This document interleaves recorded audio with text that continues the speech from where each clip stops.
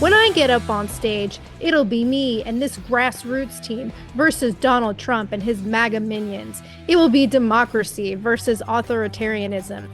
And he doesn't want an audience because everywhere that man goes, people are chanting, fuck Joe Biden. I'm Stephanie Keith. And I am Tara Manjakovich. And we are unapologetically outspoken.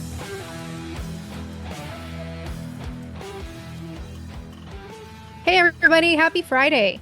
So earlier this week, we did an episode about this year's theme at the Met Gala and how it was like very clearly an indication that the elites truly don't give a fuck about the average American. And not only is this like being shoved in our faces with these high profile events, but the narrative is just getting more ridiculous and more desperate by the day. But the good news is, since it's Friday, it's Good News Friday, the agenda is being exposed more. And I want to start with a very interesting story that I initially read about in the New York Post yesterday. And it was talking about how Nancy Pelosi was involved in a debate on populism at Oxford a couple weeks ago with a guy named Winston Marshall.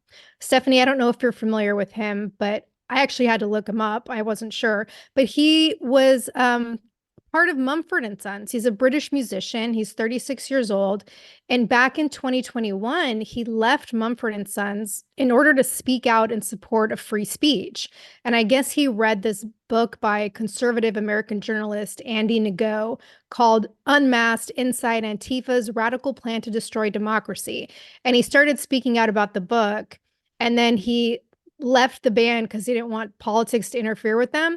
But then in January of 2022, he started his own podcast, and now he speaks out about politics, and he's done interviews with people like Jordan Peterson and Candace Owens. And excuse me, apparently he's doing like political debates at universities because that's how this whole thing with Nancy Pelosi came up. So I looked up the debate on YouTube and I watched videos of both his argument and Pelosi's response. And it's too long to play the whole thing, but I want to summarize it and then play a clip. So Marshall opened the debate by talking about how the word populism has become synonymous with being like racist, even though the term has traditionally been defined as the politics of ordinary people against the elite, which is not the threat to democracy that Nancy Pelosi says it is, and is instead the actual definition of democracy. And he pointed out words like ethno-nationalist is a word that's been hijacked by the left and has become this like very negative concept associated with terms like bigot and hillbilly, redneck, and of course deplorables. And that this is all by design for the elites to essentially show their contempt for ordinary people, kind of like what I feel they've done with the word patriotism. And Marshall's argument was that even though the left is supposed to be, anti-elite and anti-establishment, now the globalist left have become the establishment. And he pointed out that this is very obvious, especially in America, and that the populist movement is all about being against this kind of fascism. So he talked about Brexit and how like the whole point of Brexit when Britain left the EU was because populists from both the left and the right in Britain united in support of actual democracy and voted for Brexit because they were in support of their sovereignty. And how elites from other countries called them like fruitcakes and loonies and closet racists. And the liberal Democrats did basically everything they could to try and overturn the campaign. But the people united and voted together, and that's what made the difference. He brought up like the farmer revolts that have been happening all over Europe in defiance of what the elites in Davos are trying to do with basically eliminating farming, and how working people who are protesting these threats to their livelihood are being called conspiracy theorists and far right. And he said that, populism is the voice of the voiceless. And as we know, the real threat to democracy is from the elites. But he made this great comment about Biden. And he said, when the president has severe dementia, it's not just America that crumbles, it's the whole world that burns. And That like, needs to go on a t-shirt, right? Like I that know. is a great quote. Yeah. And like he pointed out how US corporations spend over 2 billion annually lobbying in DC, how 2/3 of Congress receives funding from pharmaceutical companies. He brought up, Pfizer, how they spent 11 million in 2021, but they made over 10 billion in profits, and that it's no wonder 66% of Americans think that the economy is rigged against them and in favor of the rich and powerful. And then he brought up, big tech's collusion with the government in censoring truth, and how a democracy isn't a democracy without free speech, and MSM being part of the elite class that disdains ordinary people, and a whole bunch of other stuff that like we have been talking about on this podcast for the past 2 years, basically proving that Democrats are actually anti-democracy. But I thought it was pretty interesting and refreshing to hear all of this coming from a Brit and not an American. So, what did Pelosi have to say in response? Well, she argued that populism no longer means the same thing, and the definition has been updated from what it was initially. And now it's an ethno nationalist movement designed for isolationism and ethnic negativity against immigrants. And the populist regime is against true democracy. And she had this totally condescending tone and said it was like just so sad because populists are taking advantage of people who have true economic concerns, and they're focusing on the wrong things like globalization and immigration because they're being sold a bill of goods by snake oil salesmen, aka the Republican Party, who want to take away their rights in their health care. So I want to play this clip from her argument. That democracy can, since your 200-year ago version, Andrew Jackson and all that, so much has happened that our distinguished person, I don't know your name, but thank you for your pro argument. We've seen demagogues come down the pike, destroy the press. What do the Republicans say? Fake news. So they're diminishing that in the eyes of these poor souls who are looking for some answers.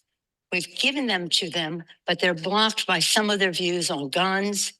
They have the 3 Gs: guns, gays, God. That would be a woman's right to choose. And the cultural issues cloud some of their perception of an argument that really is in their interest. I don't agree with you that we don't accuse people of not knowing what they're doing. They know what their personal interest is. We respect that. But the fact is that using whether it's people different from me, nationalism, populism, is a very dangerous threat to democracy, not just in America, where we're seeing it play out, but in the whole world. In the context of a fight between democracy and autocracy, not mine, but the version of populism, ethno-nationalist populism, which tries to bring down education and fake news, the media, which is a protector of democracy, that version is contributing in countries other than our country and is a danger to democracy. We think democracy is on the ballot in America. It's a victory that we must win, because it will only make matters worse if they have another stay at what they're doing to the courts in our country, the fear that they're instilling in jurists in our country, the suppression of the vote in our country, the role of their big, dark, rich billionaire donors who don't want to pay taxes, suffocating the airways from the fossil fuel industry and the gun industry and the rest of that. So money and populism, sadly, have gone together with this ethno-nationalist, what they call elite, which we call education, free press, and the rest. So I urge you to think in terms of the word. It says it's a threat. You're going to deny that it's a threat to democracy in the versions that have emerged in America so clearly? And why does everybody here say to me, what happens if he gets elected? Well, you can't let that happen, because for us, this election is Washington crossing the Delaware. This is about a democratic, no offense to the Brits, but the fact is also that what happened here at Runnymede, the Magna Carta, yes, the first parliament and the rest of that, has a great contribution to democracy in the world, but our country was founded on the principle that all people are created equal. A constitution that tried to implement that wasn't perfect from the beginning, but they were able to amend it to end slavery and all the other remnants of what came before.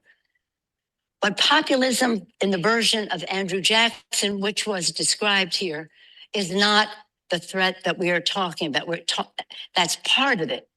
But the fact that's so sad is the misrepresentation of people who exploit the populist attitude of, I want to have my say, and then use it to get elected and then hurt those people the most. Okay. How many drinks have you had, Nancy?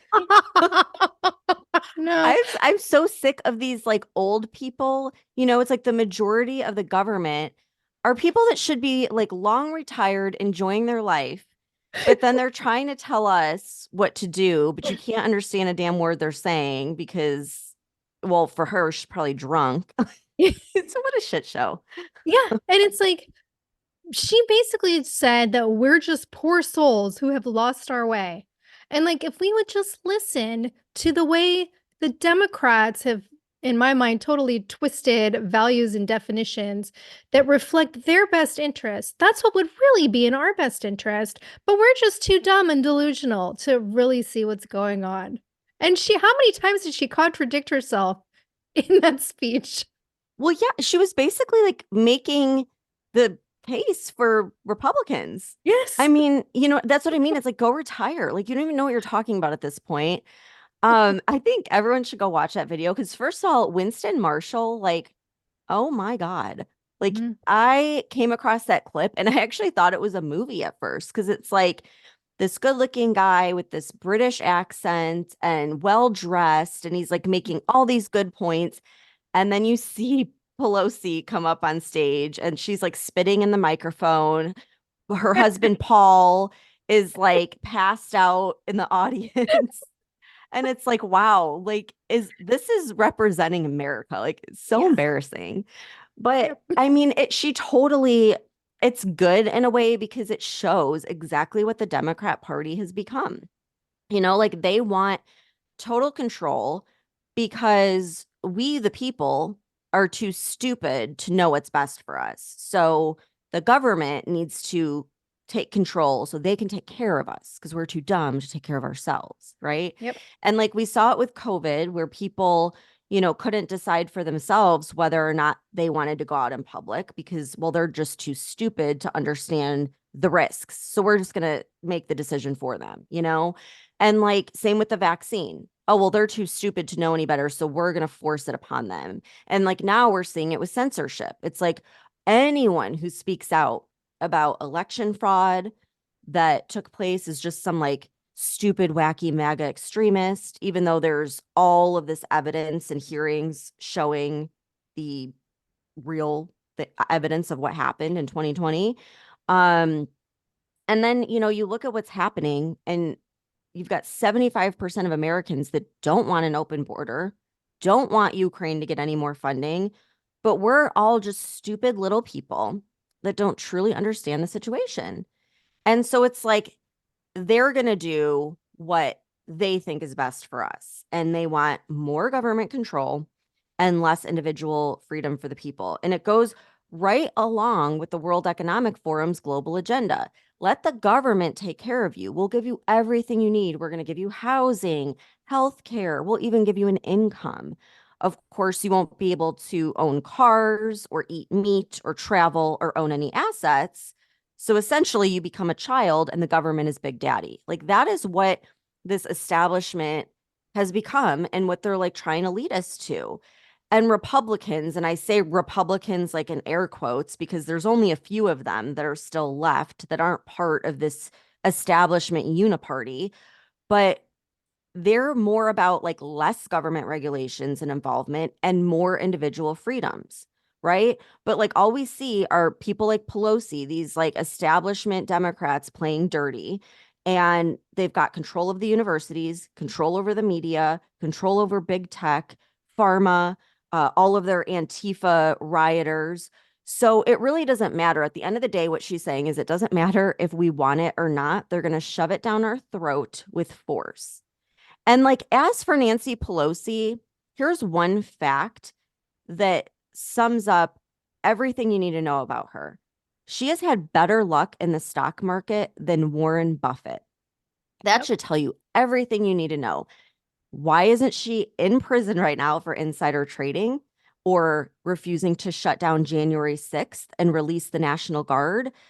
The reason she's not in prison is because there is a deep state. There is an establishment, whatever you want to call them. They're behind the scenes. The corruption runs rampant in our government, and it seems like in the world. And I think people are waking up to it. There's a movement happening. And when I posted on TikTok about the whole thing with like the Met Gala and people blocking celebrities because they're fed up with the elites, all of these people were commenting and asking, hey, can we do this with politicians? Can we do this with corporations? Like, let's go big. Let's take them all down. Let's boycott them, block them, speak out against them. And it's people on the right and the left. It's not, just one party. It's the people versus the establishment now. Enough people have woken up and are willing to put their differences aside to come together to take down the establishment. But I want to throw this out there. What happens to the people that go against the establishment? Well, let's just ask Slovakia's populist prime minister, who was the only one that had enough balls to refuse to sign that World Health Organization treaty that Biden is signing, by the way. He's the only one that is calling out for the US to stop supporting Ukraine, which he considers them to be Nazis and fascists. Well, he was just shot multiple times on Wednesday in an assassination attempt. I was going to send you an article on that last night, actually, when I saw it. Yeah. Like, coincidence? Or is this the globalist elites attacking anyone that dares to defy them? Just like they're doing with Trump, right? Like, they're trying to bankrupt him and imprison him, the leading presidential candidate, just months before the election. Like, wake up, it's so insane. And we have to stand up to this. And I think what everyone can do and should do is speak up and use your voice. Like, we can't just keep ignoring this and hope it gets better or hope someone else speaks up. It requires everyone to band together and, stand up for our country and stand up for what's right. So that's my take on it. Yeah, because if people keep playing I'm not interested in politics, or this is also depressing, I don't want to talk about it, like, you're gonna get what we get then if It's nobody going to be a fucking lot more stands up. depressing Yeah, if you ignore exactly. it. Yep. Yep. Okay, so we have to talk about George Soros, one of the most prominent elite billionaires trying to destroy America.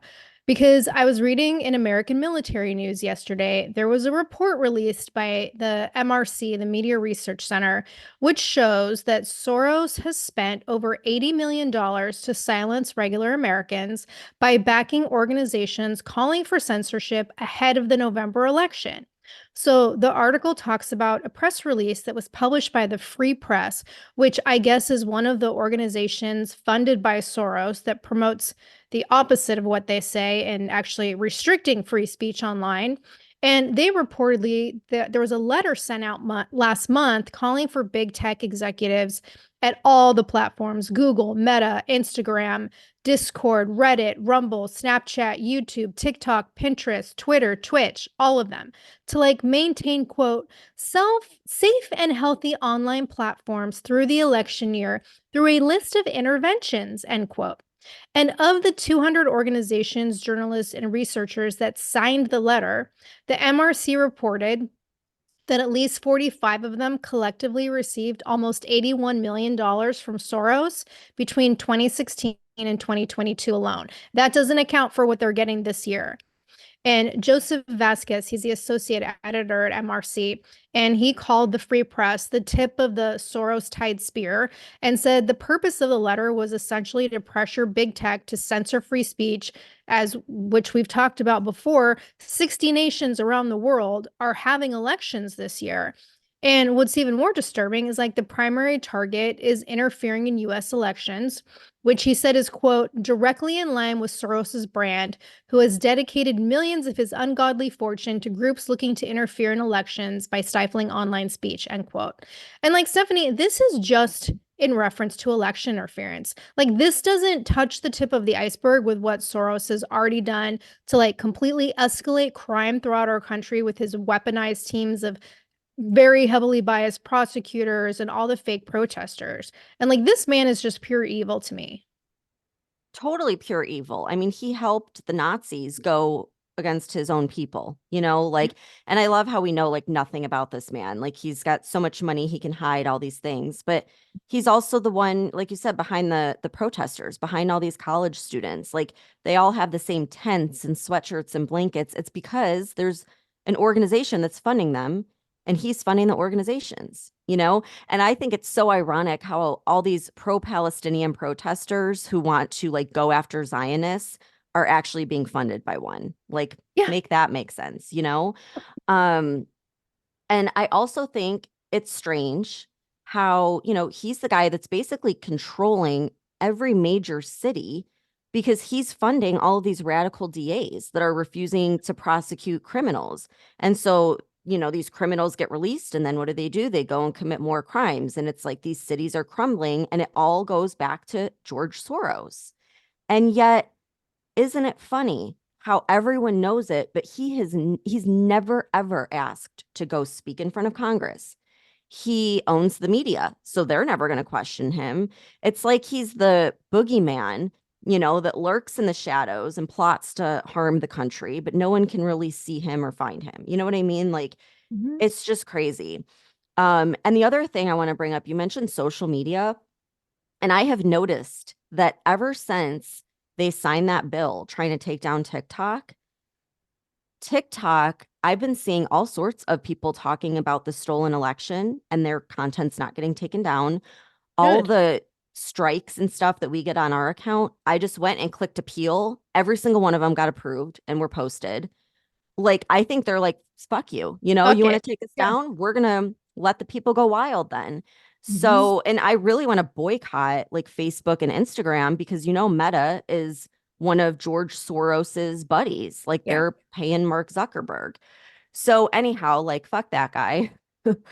um, but speaking of elections, I'm going to play the clip. Okay. It's the clip of Biden responding to Trump's debate challenge. I don't even want to play it because it's so cringy, but at the same time, like, I've got to play it. So here it is.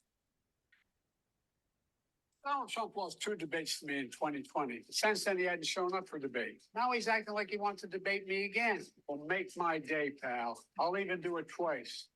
Let's pick the dates, Donald. I hear you're free on Wednesdays. Well, Oh.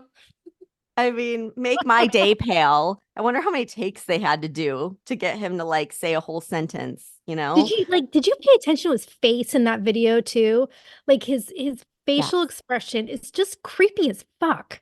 It's creepy as fuck. And like people have been pointing out, and I know this is going to make me sound crazy, but like go and look at all these videos of him lately. There was one, especially on Mother's Day, where like a whole crowd was chanting fuck Joe Biden, like to his face. His face looks weird. It looks like he's wearing a mask. Like, Mhm. I'm not even kidding. It's fucking weird. Like, just go look at it. I don't know if it's plastic surgery. I don't know what he's doing, but it's weird. It's creepy. And like, good God, I'm getting the popcorn ready because this debate is gonna be insane. They're gonna like peel it away and then it's just gonna be like a robot underneath. Yeah, like is he even alive under there? I don't know. I don't know. But like, okay, so that clip comes out, right? On the same fucking day, the Biden campaign sends a letter to the Commission on Presidential Debates saying that he will not be participating in the traditional presidential debate. He's only going to participate in news debates. Interesting. Why would that be? Well, could it be because his buddy George Soros owns all of those news stations? Therefore, they're going to be skewed in Biden's favor. And of course, the news outlet that's going to do it is, surprise, surprise, CNN, the totally biased cable news network that hates Trump and barely has any viewers left anymore.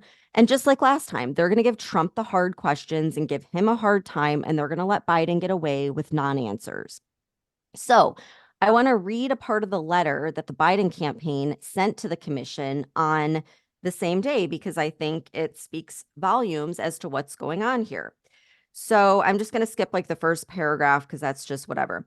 All right, so it says the purpose of this letter is to provide notice that the president will not be participating in the Commission of Presidential Debates announced debates in 2024 and plans to participate in debates hosted by news organizations.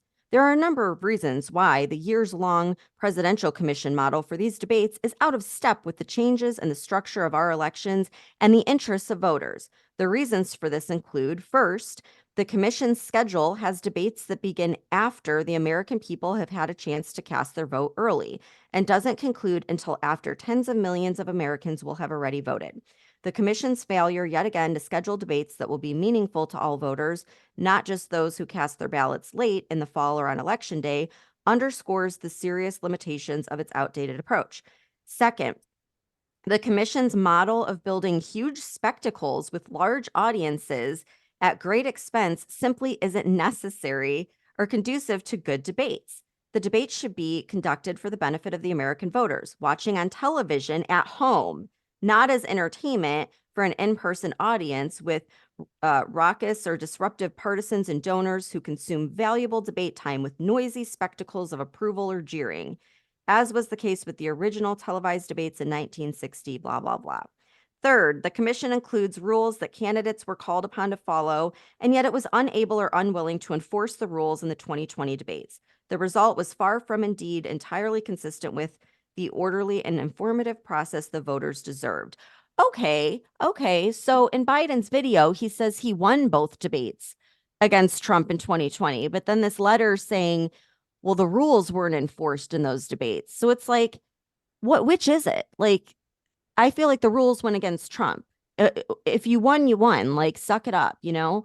And then second, it's obvious. It is obvious what's going on here. They make it crystal clear. He doesn't want an audience because he Yeah, knows because he lost the people. they want him to be able to quote debate from his basement, basically. Yeah. He wants a teleprompter. He doesn't want the Americans to see that. He wants to be able to go on break and let CNN edit everything in his favor. Yep. And he doesn't want an audience because everywhere that man goes, people are chanting, fuck Joe Biden, genocide Joe. And he knows that's going to happen. Meanwhile, you see Trump supporters, even in New York City, lining up, chanting USA, for more, like they want Trump. And so he's nervous. He knows if there's an audience, he's fucked. And at the end of the day, like the man is a coward, right? Like it's so obvious. He's a coward. He refuses to face the American people and have a fair debate that he can't have complete control of. So he's opting for a debate with his media buddies, the most biased station out there, CNN, but only when they agree to his demands, which is like when he wants to do it. And, no live audience. And, and the other one is that he's only doing a one-on-one debate, which means RFK Jr. isn't invited. He's not going to go up against him because he knows he's screwed. If people know about RFK Jr., there's their other choice for Democrat. So anyhow, the debate is set for June 27th, 9 p.m. Eastern time on CNN. Tara, isn't that way past Joe's bedtime? Oh, yeah. What are they going to do? Shoot him up with adrenaline again? Like this whole thing is such a joke. And you know how my husband is on some kind of like Democrat text list? Because Yes. literally every single day he gets messages from these different Democratic campaigns. But yesterday he got one like from Joe Biden's specific campaign. It was like he signed it like from Joe. And I want to read the text because it's so fucking stupid. And he said, I'm going to debate Donald Trump. I have a list of things I'd like to talk to him about. I'd like to talk about how he was the architect of the repeal of Roe v. Wade. I'd like to talk about how he represents a core threat to our democracy. I'd like to talk about how his economic plans would make him and his friends richer at the expense of working families. When I get up on stage, it'll be me and this grassroots team versus Donald Trump and his MAGA minions. It will be democracy versus authoritarianism, revenge and retribution versus a forward-looking vision for the future. Donald Trump versus me and you. So if you're with me and Democrats nationwide, pitch in and use this link, Joe. Oh my God. We should have like a watch party, seriously, because it is going to be hilarious. I remember Trump at one point, he's like, I think my strategy should be to just not say anything and let him talk. And that, like, Yeah. I won. If, Bingo, if because only he could. If only Trump he could keep his won't, mouth but shut, it's going to be that would so be effective. funny. Oh, it's going to be so, he will take him down. It's going to be freaking hilarious. And I'm kind of But it's excited going to to be watch it. edited. It's going to be Yeah. edited. I guarantee you it will not be live. It will be edited. They can say live debate all they want, but they're going to edit the fuck out of it. Well, and they're going to cut him off too. As Yeah. soon as Trump, they'll cut his mic when he makes a Yeah. good point. So yeah, like it's going to be a lot of that. And I mean, come on. At the end of the day, who's watching it? Our parents, maybe, like I think a lot of people are getting their information elsewhere and aren't really like making their decision based on a debate, you Yeah. know? Hopefully. Um, and he can say whatever he wants to say, but like his point about Donald Trump and his friends are going to get richer while the rest of us suffer. We're suffering now. We were doing Yeah. great. The middle class was thriving under Trump. So, like, Yep. you can say that all you want, but people go to the grocery store multiple times a week. They get in their car and go get gas like every week. I mean, we see what's happening, and he can say whatever he wants to say, but like, doesn't make it true. Yeah, coming from the guy who owns multiple homes, beachfront property all over the country, and Yeah. like lies on his tax returns and has allegedly embezzled all this money. Like, come on. Yeah. Okay, we got to switch gears once more because I want to take a look at one of my favorite elites in New York, and that is Sanctuary City King Mayor Adams, the man who simultaneously caters to migrants more than Americans while also consistently whining and crying about how migrants are a strain on New York City resources. I So, like that Stephanie, you're going to name. Can we just start calling him Sanctuary City King? That is Sanctuary City amazing. King. Thank you. Well, you're not going to like believe this. Well, you will. But this week, his latest suggestion was that employing illegal migrants is the answer to solving the lifeguard shortage at New York City pools and beaches because migrants are, quote, excellent swimmers. Oh my, okay. There, he solved the migrant crisis. Lifeguards. And that is like Lifeguards. is that like the most racist comment? Like, what does he mean by that? Exactly. And I'm assuming he's only referring to the ones who made it across the Rio Grande and didn't drown. But I was reading an article in the Washington Free Beacon, and they quoted Adams as saying he basically wants to fast track the work approval process for migrants, which currently under federal law requires them to wait 150 days before being considered for a work permit. And his rationalization for this, which he gave at a city meeting on Tuesday, was, quote, how do we have a large body of people that are in our city, our country, that are excellent swimmers, and at the same time, we need lifeguards? And the only obstacle is that we won't give them the right to work to become a lifeguard. That's the only thing we need to fix. We just need to allow them to Lifeguards. be lifeguards and do what Yeah. they're meant to do. Yeah. Like he actually like was started making a little bit of sense, but then they're excellent swimmers and it's like, okay, you lost me. Yeah. You lost me. And I'm sorry, but like how many American citizens can't find jobs right now? Right. Every day we go online and there's all these videos of young people that have degrees and everything else, and they have applied to dozens of jobs. No luck, no callback, no nothing. And we're going to give jobs now to the 10 plus million people who broke the law to come here illegally when American citizens can't even afford basic living expenses. Like, I don't think so.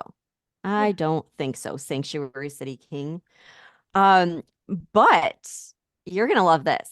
I want to end this episode because it's Friday on something really fun and really positive And it's actually something people are doing that's having an effect on the establishment. Okay. So do you remember like the whole GameStop thing in 2021? Like, I'm not into the financial Wall Street and all that other stuff, but back in 2021, there was like this whole thing that happened with this Reddit feed where this guy got like all these people on Reddit to rally together and buy GameStop stock so that the stock prices would soar. And I mean, they soared. They reached 1,000%. Okay. Like insane. And the reason they did this was because there were all these hedge fund managers that control the money of all the elites. So think about like the BlackRocks and the Vanguards. And they had all shorted stock because they thought that GameStop was a failing company.